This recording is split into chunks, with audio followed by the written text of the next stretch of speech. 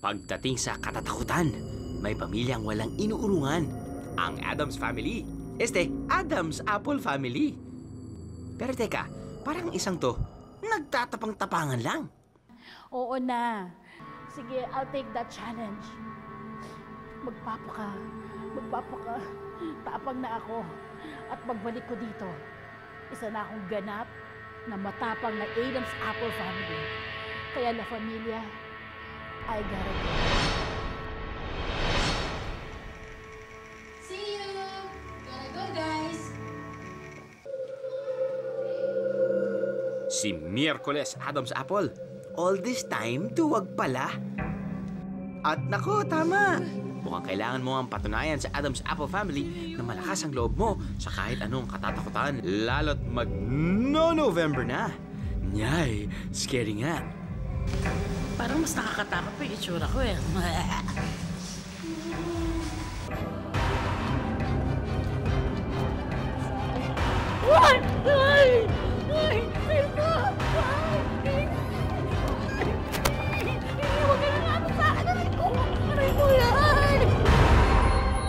Tulong naman mga pagkilala eh. Subukan natin tuldukan ang iyong kaduwagan, Miyerkules. Para lumabas ang iyong tapang, isang ghostly adventure ang bagay sa'yo.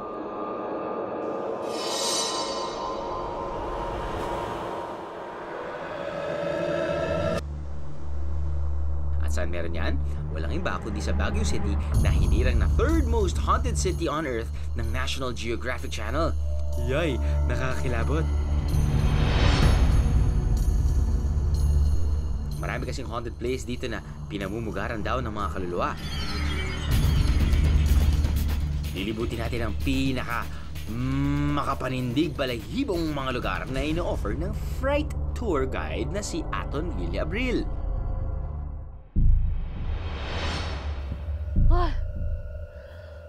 Nakakatakot ang lugar.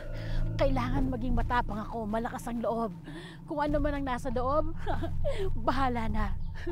Pero kahit na umaga, parang nakakatakot pa rin. Kaya ko to. Malawak. Pinaglipasan ng panahon. At abandonado.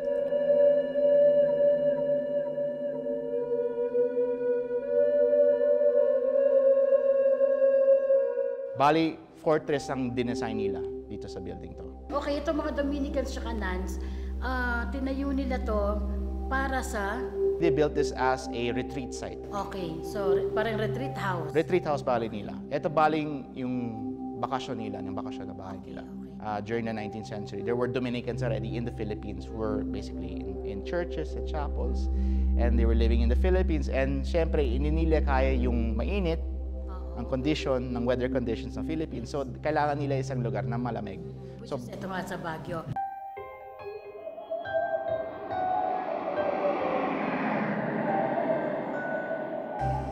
Ang mga residente na malapit dito, nakarinig daw ng mga strange sound at kung minsan, nakakita pa daw ng aparisyon. Noong kasing World War II, binomba ito ng mga Hapon ng hindi lang isa o dalawa, kundi 5 beses. The Japanese learned that there were refugees. So what they did was this. They basically ordered or instructed, or officers instructed, a series of attacks. Binabomba nila yung site nito.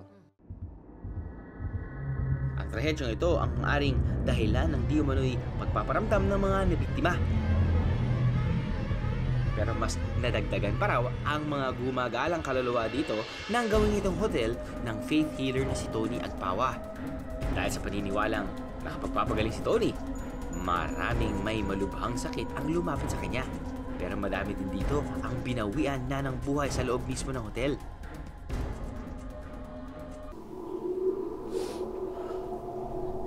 Kahit maliwanag, iba pa rin yung pakiramdam, no? Naku, akala ko sila yung mga nagpapakitang madre. Dali. Actually, ganito yan eh. Ang puti ba ni sister? Pero sa paglubog daw ng araw, mas malakas di umano ang pagpaparamdam sa rooftop ng isang masculine spirit. Lalo kung natatapakan ng hamog ang lugar. Hindi ba ito pasyente? Diyos ko. Joke lang, yung driver po namin pala. Nagsusulok. Pwede mo mag-jump shot muna. Sige, tama yan. Be brave, Miraculous. Idaan ang iyong takot sa picture-picture.